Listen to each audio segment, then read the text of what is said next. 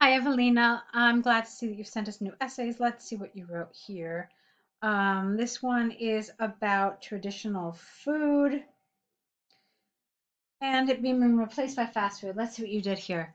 One of the most noticeable changes in nutrition patterns in both developed and developing countries is the increasing popularity of fast food. Through the last decades, experts have debated how this destructive trend can affect many sectors of human life. I strongly believe the consequences for humanity can be disastrous. In this essay, I will elaborate on that matter using examples from a Canadian survey and Polish studies to demonstrate points and prove arguments. Okay. Um, I like it. I think you did a great job of your grammar, of your vocabulary. Um, you decided to kind of paraphrase families, individuals, and society by saying many sectors of human life.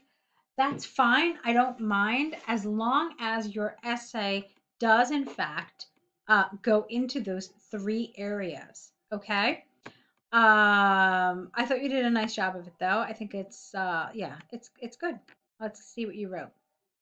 Oh, just an FYI, you may want to get into the habit of leaving an entire line between your paragraphs. So imagine this. If this line had continued a little further to like the end of the row, I would not have known where one paragraph begins and where one paragraph ends. So the best way to do that, the easiest way, clearest way, is to leave us a line between each of your paragraphs, okay? All right, so firstly, there's ample evidence that preparing meals at home with family and friends can strengthen social bonds. Lovely. That's a nice, clear topic sentence. For example, the survey, not the, because that's as if there was one survey ever. So, for example, a survey, which was conducted among Canadian adolescents, has shown that they feel more connected with their parents when they spend time cooking together. Thus, even though fast food purchases may be helpful for busy families, it can simultaneously deprive them of, you need an of here, deprive somebody of something. Quality time and severe ties, and sever close ties, sorry. Okay, so you've talked about the importance of preparing meals and how fast food robs them of this. All right, let's see. Secondly, consuming food, you don't need a comma here. Consuming food which has low nutrient content but is high in salt, sugar, and saturated fat can lead to numerous diseases. You don't need a semicolon. A colon here is fine, unless that's my computer and it's just dirty. I can't tell. Okay, it's just a comma. Fine. Can lead to numerous diseases such as obesity, hypertension, and diabetes. This is largely because A, poor diet can have tremendously harmful impacts on a person's health. For instance, Polish studies have shown that people who had eaten highly processed food daily, you don't need a comma, have become overweight within 2 months. Therefore, it is conclusively clear that there is a strong connection between junk food and health issues. Okay, fine, I understand how you're doing this. Okay. Finally, the negative effect on society cannot be overstated. Good. Since the consequences of pervasive intake of fast food can overload the health system. All right, that's not a full sentence. You should have connected these into one sentence. For example, if the majority of society developed numerous health problems, this would create new challenges for governments in the health sector. All right, tell me what, how, what would happen? Why? You say that there are new challenges, but you don't actually go into any detail about them. Consistent with this line of thinking is that it might increase costs for healthcare. Ah, okay, fine. And therefore taxes either. Okay, that's fine. But when I see consistent with this line of thinking, it makes me feel that this is like the end of your paragraph. Okay. And you're, how can I say this? I almost felt like it, when I see consistent with this line of thinking, I feel like I'm going to see a conclusion. And a conclusion to a paragraph essentially just mirrors what the first sentence says. So it just confused me a little bit. Maybe you could have done this a little differently. Why don't we try it like this? Uh, let's see. This would create new challenges the for governments in the health sectors. For example, it might increase costs of healthcare and therefore taxes as well.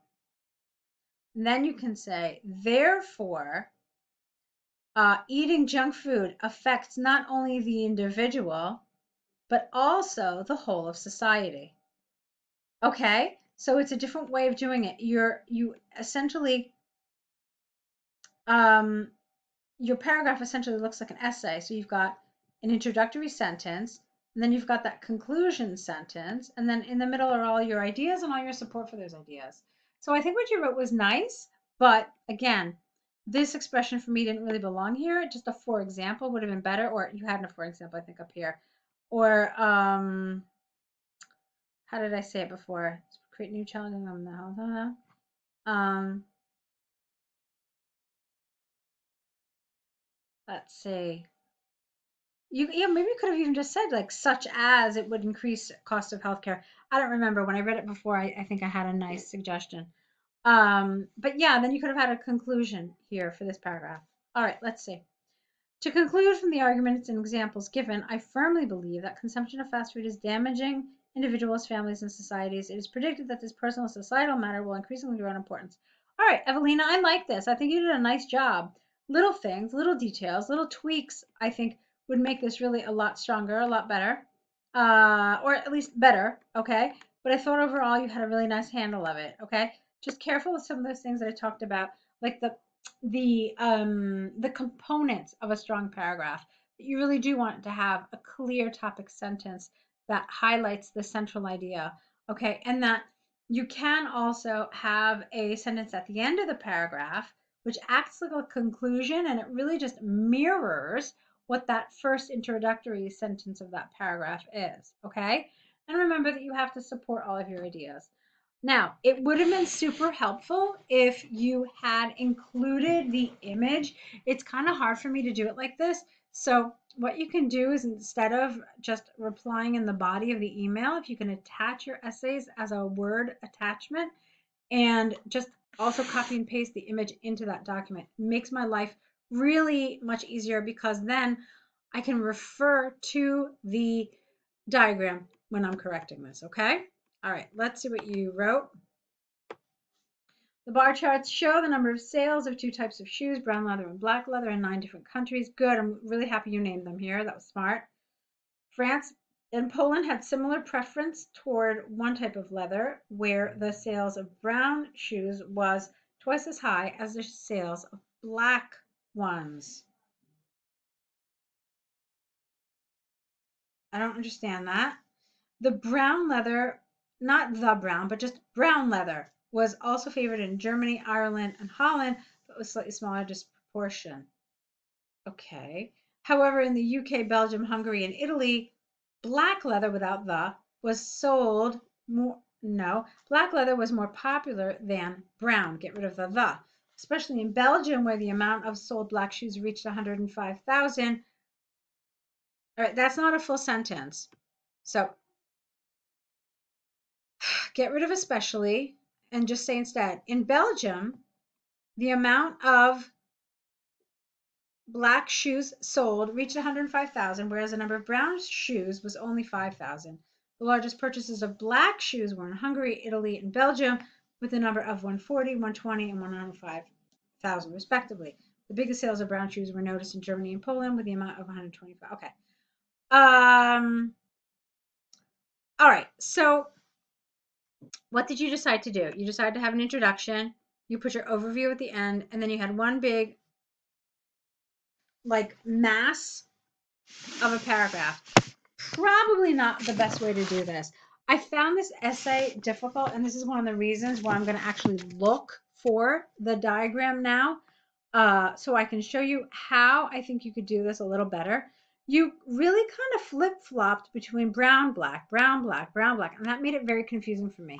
I want you to think, when you're doing these task ones, that you are describing this graph for someone who does not have it in front of them.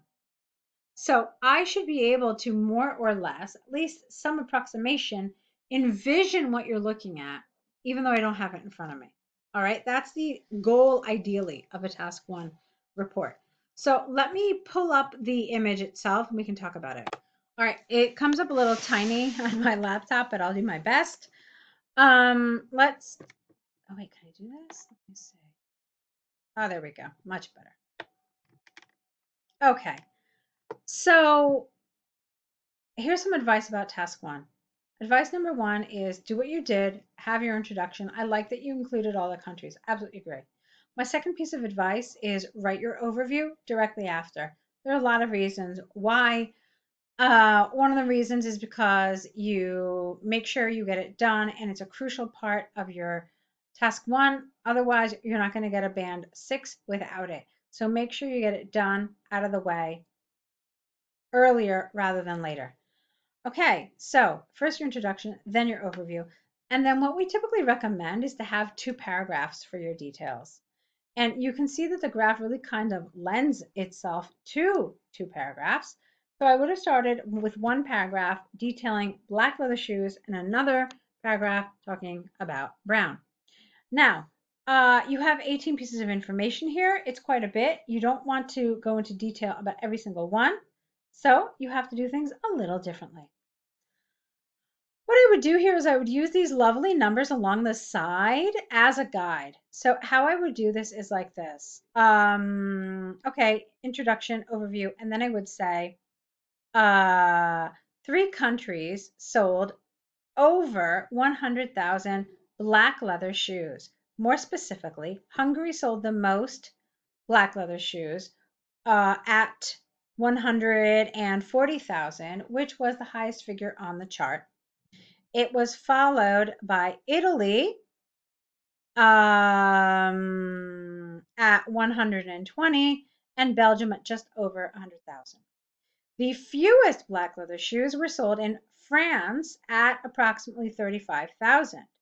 The remaining countries, and you don't have to name them because you already did, sold between 50 and 100,000 black leather shoes. Then I have a new paragraph about brown, and I do something very, very similar. So, more countries sold brown, had higher sales of brown leather shoes. Specifically, 4 countries sold over 100,000 brown leather shoes. The highest of which was Poland at 135,000. It was followed closely by Hungary and Germany, and Italy at just over 100,000. The fewest of any shoes sold were brown shoes in Belgium at approximately 10,000. The remaining countries, you've already said what they are, all sold between 50 and 100,000 brown leather shoes. And that's it. You're done. Okay. So you can see I didn't bog you down with all this information in here, but I did refer to it. You knew the countries. You knew more or less where they were. I focus on those highs. I focus on those lows. Okay. So that's one way of doing it. It's a way I find to be very clean, and it gives you the important information without giving you too much detail. Okay. So those are some suggestions for you today. I hope you find it helpful. I'm looking forward to your next set. Good